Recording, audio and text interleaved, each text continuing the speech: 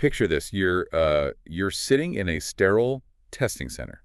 The fluorescent lights are buzzing overhead. The clock on the computer screen is just mercilessly ticking down. And you are staring down a really high-stakes exam. Right, like the TEAS or the HESI. Exactly. If you're aiming for a nursing school, it's probably the TEAS, the Test of Essential Academic Skills, or maybe the SI. And these tests are notorious gatekeepers. So you're reading along in the English and language usage section, feeling, pretty good about your pacing, and then boom, you hit a word you completely do not know. Oh, that is the worst feeling. Hitting an unknown vocabulary word under a strict time limit, it triggers this immediate, physiological stress response. Your heart rate spikes, your working memory just suddenly narrows. Yeah, and you can't exactly raise your hand and ask the proctor for a dictionary. You have to figure it out right there in the moment with literally only the surrounding text to help you. The terrifying position to be in. So what do you actually do? Okay, let's unpack this. Let's do it. Today, we are diving deep into the science of context clues. We're going to explore the cognitive mechanics behind how we figure out unfamiliar words, trace how this specific skill was engineered in the 20th century, and expose a rather shocking truth, which is that the text you are reading sometimes actively lies to you. It really does. And, the feeling of panic you described earlier is entirely justified, especially considering what's on the line for you. Navigating unfamiliar text sounds like this simple grade school topic, but it's actually a highly contested, deeply researched area of cognitive psychology and reading science. It really is. We are dealing with the fundamental mechanics of how the human brain acquires language, how it resolves ambiguity under intense pressure. Which is wild to think about because, most of us were introduced to this concept in elementary school, right? Yeah. And it was presented as this flawless magic trick. Just read the rest of the sentence, find the clue, and boom, the definition just magically appears. Right, exactly, like a perfectly designed puzzle. Yeah, but I want to start at the absolute foundation of how this mechanism actually works in the brain. Because the entire concept, it relies on the fact that human language is inherently inefficient, doesn't it? It does, yeah. The scientific term for that is redundancy. Human communication is not a perfectly compressed computer algorithm where every single bit of data is unique and essential. Because, well, if human speech were perfectly efficient, missing a single word would completely destroy the entire message. Which would make conversations exhausting. Right. Instead, language is wonderfully messy. It repeats itself, it hints, it creates these boundaries around meaning through grammatical structures, the overarching topic, and just basic situational logic. So a skilled reader is essentially exploiting that linguistic redundancy to reverse engineer what an unknown word could plausibly mean. It makes me think of, observing a stranger on a crowded subway. Yeah. If you're trying to figure out what someone does for a living and they haven't explicitly handed you a business card, you don't just guess randomly. Right, you look for context. Exactly. You look for redundant, overlapping clues in their environment. Like, you see, they're wearing scrubs, they look totally exhausted at 8 in the morning, and they're muttering on their phone about a code blue. You exploit those redundant clues in their appearance and jargon to narrow down the possibilities. Yeah, until the only logical inference is that they're a night shift medical professional. Right. And reading a dense sentence requires that exact same cognitive process. It does. And taking that subway analogy a step further, traditional reading researchers have actually mapped out the specific clues you should be looking for.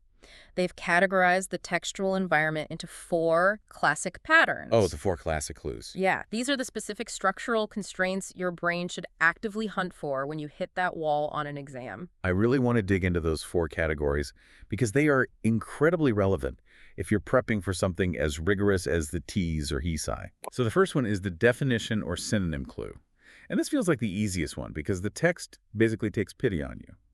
For example, a passage might say, the nurse assessed the patient's turgor, or skin elasticity, by gently pinching the skin. Right, and the word "or" is acting as a massive structural signpost right there. Yeah. It creates an appositive phrase.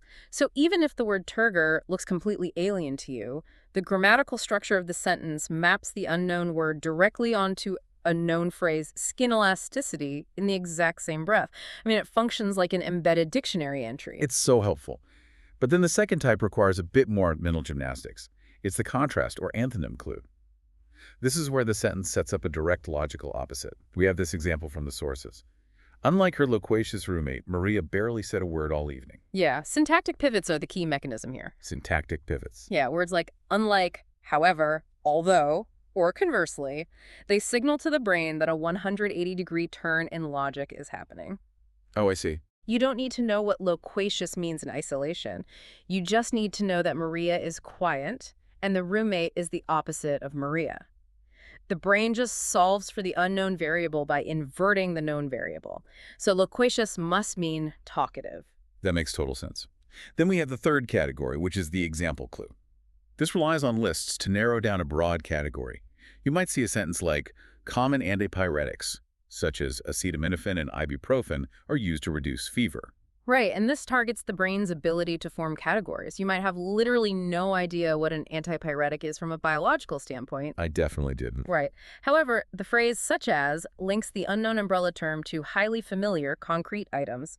Your brain instantly categorizes acetaminophen and ibuprofen, recognizing them as over-the-counter fever reducers, and then it projects that functional definition back onto the unknown word. Okay, and finally the fourth category, which honestly feels like the most treacherous to me, the general or inference clue.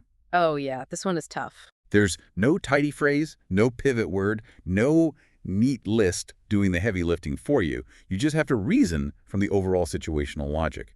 So consider this sentence.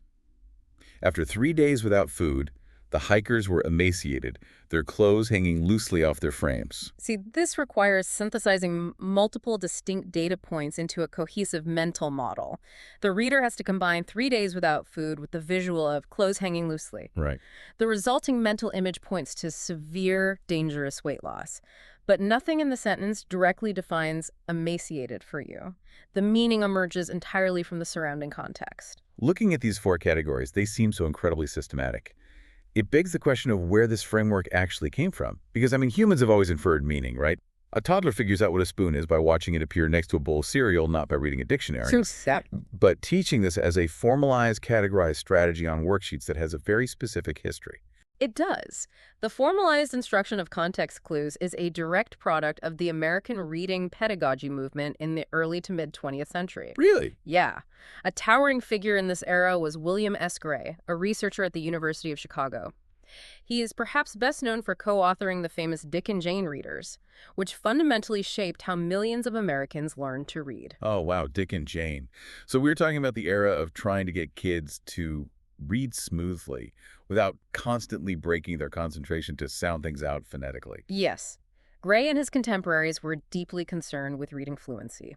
If a student has to stop at every single unfamiliar word, sound it out syllable by syllable, or, physically walk over to a dictionary, their reading speed just plummets. Yeah, that makes sense. But more importantly, their comprehension of the overall narrative shatters. So Gray helped codify the directed reading activity, arguing that students needed on-the-fly strategies to deduce meaning so they could keep their eyes moving forward across the page. It was a practical solution for the classroom, because you simply cannot pre-teach every single vocabulary word a student will encounter in a text. You have to give them a multi-tool to figure it out themselves. Exactly. And another massive influence was Edgar Dale, who co-created the Dale-Shaw readability formula in 1948. Dale proposed this continuum called Dale's 4 stages of word knowledge. It basically charted how a person moves from never having seen a word to recognizing it vaguely, to knowing its definition, to finally using it effortlessly. Okay, I've had them. The prevailing theory was that context clues were the engine driving words up that continuum. Through repeated encounters in natural reading, your brain just gradually constructs a full, robust definition. Okay, that sounds like an elegant, flawless engine for vocabulary growth. You read a book, you encounter a word, you find the clue, you learn it, and you move on. But if that mid-century system was so perfectly reliable, why did modern reading science spend the next several decades tearing it apart? Well, the breakdown happened when cognitive scientists finally decided to test that assumption outside the controlled environment of elementary school worksheets. They looked at how context operates in the wild. Here's where it gets really interesting. Because in 1983, a team of researchers published a landmark study that just completely upended the field. Isabel Beck, Margaret McKeown, and Ellsworth McCaslin released a paper with a wildly provocative title, All Contexts Are Not Created Equal. What's fascinating here is how Beck's team dismantled the assumption that natural text is inherently educational. Yeah. They analyzed the context surrounding target words in actual naturally occurring literature, not passages engineered by textbook publishers to teach vocabulary. And they discovered that real text is almost never designed to be a teacher. They created an entirely new taxonomy for what actually happens when you read a book, didn't they? They did. They found that a massive portion of natural text provides non-directive context, meaning the surrounding sentence gives you absolutely zero help in figuring out the word. Useless, basically. Right. Then you have general context, which might narrow the word down to a very vague category, but nothing specific. But the most alarming discovery was what they classified as misdirective context. Misdirective, meaning the context doesn't just fail to help you. It actively points your brain toward the complete wrong meaning of the word. Exactly. Natural authors assume you already know the words they're using. They aren't dropping synonyms or antonyms to help you along. True directive context, the helpful can we discussed earlier, is statistically rare in authentic text. That is wild. And the psychological mechanism behind how we process misdirective context is genuinely terrifying. When you hit a sentence that is misdirective, your brain doesn't wave a red flag and say, hey, this text is tricking us. No, not at all. A misdirective context feels identical to a helpful one. Your brain generates a plausible guess, you experience this rush of cognitive ease, you feel incredibly confident about your deduction, and you end up committing the absolute wrong definition to memory. Because the brain is fundamentally wired to seek closure. When an incorrect guess cleanly resolves the ambiguity of the sentence, you get a small hit of dopamine. That feeling of figuring it out shuts down any further critical analysis. So you are unknowingly learning a false definition that will require significant effort to unlearn later. There's a famous real-world example of this mass cognitive failure with the word nonplussed. Historically, to be nonplussed means to be so profoundly bewildered or confused that you literally do not know how to react. Right.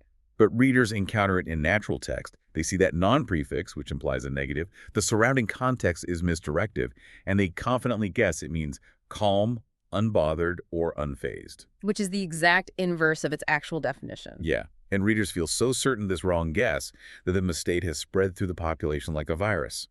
It has become so pervasive that modern dictionaries have been forced to update their entries, adding unbothered as an informal secondary definition. All because millions of confident readers guessed incorrectly from bad context clues. It perfectly illustrates the central vulnerability of the skill. Context clues are not a foolproof safety net. They can be active traps. And this revelation completely undermined the mid-century assumption that you could just hand a student a stack of books, tell them to read extensively, and trust that context would effortlessly build their vocabulary. Which creates a massive, glaring contradiction. If natural context is statistically unhelpful, and it frequently lies to us, how do any of us know the tens of thousands of words we possess as adults? We didn't learn them all off flashcards. No, we didn't. This dilemma triggered what reading scientists refer to as the Great Vocabulary Debate. It completely divided the field into two distinct camps. Just 2 years after Beck's bombshell paper, researchers William Nagy, Patricia Herman, and Richard Anderson published a massive counter-study on incidental learning. Okay, what did they find? Well, they had students read ordinary texts containing unknown words, with no dictionaries and no explicit instruction. They discovered that a single encounter with a word in context does produce a measurable probability of learning it. It is an extremely small probability, often hovering around 5 to 15%, but it is not zero. So on one side of the debate, you have the Isabel Beck camp arguing for robust vocabulary instruction. Because since context is unreliable and often misdirective, we cannot leave vocabulary acquisition to chance. We must explicitly, deeply teach crucial academic words, treating context as just a mere backup tool. Right.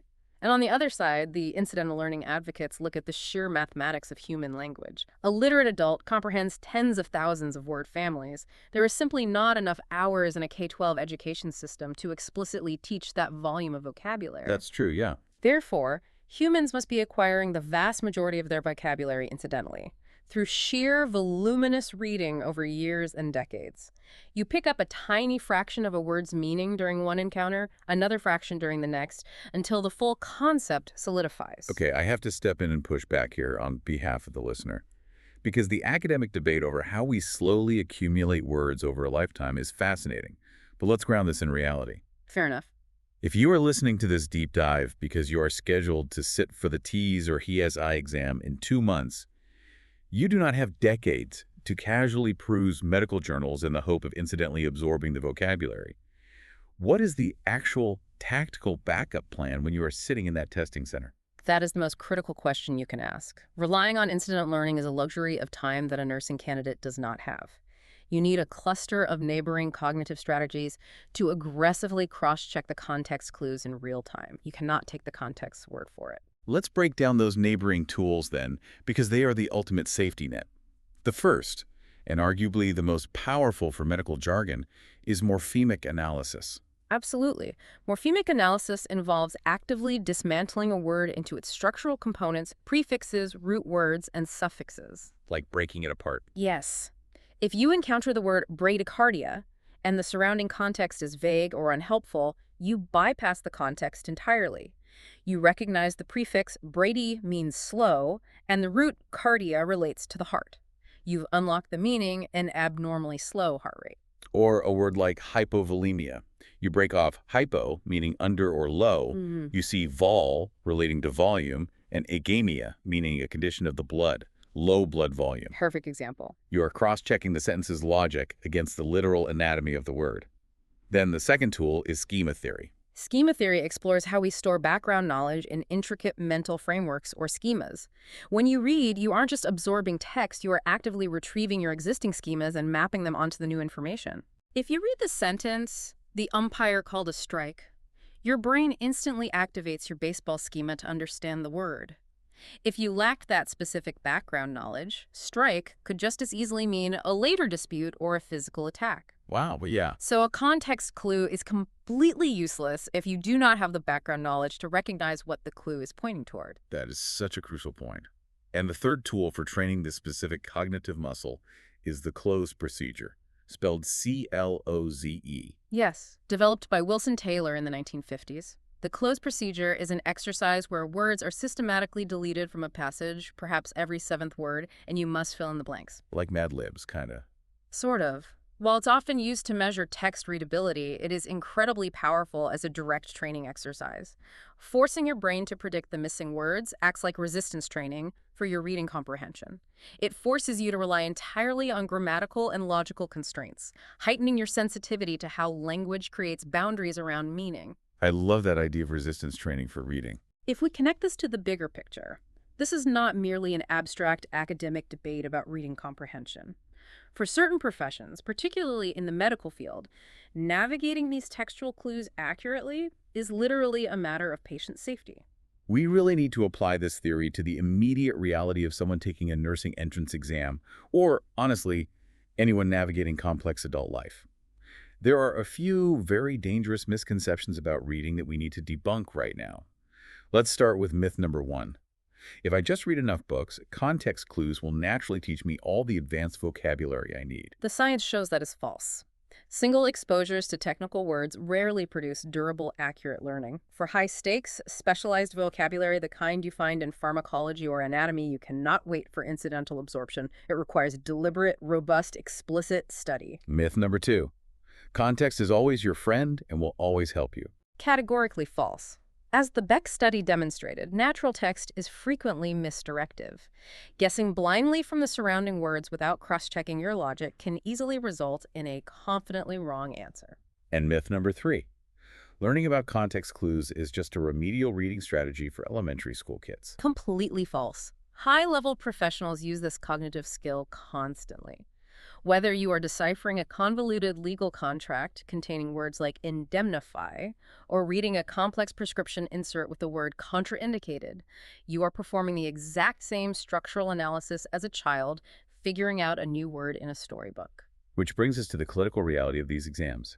On the reading and English sections of the TEAS and HESI, you will encounter vocabulary and context questions. They will give you a dense clinical sentence featuring a word like innocuous or labile or friable, and they ask you to define it based solely on the passage. Why are they doing this? Are they just trying to artificially lower your score with obscure trivia? It is not about obscure trivia at all. The exam is not trying to see if you memorize the dictionary. It's using these specific questions as a proxy metric for clinical safety. Explain the mechanism behind that. Why does figuring out a word like friable matter on a hospital floor? Well, nursing professionals are bombarded with dense, specialized documentation every single shift. Much of this terminology is deeply rooted in Latin and Greek. When a nurse is reading a physician's notes, a patient's chart, or a new drug insert, they will inevitably encounter unfamiliar It's terms. unavoidable. Right. Safe clinical practice requires a practitioner who knows how to rigorously cross-check a context clue using morphemic analysis and schema under immense time pressure without guessing recklessly. The stakes are incredibly high.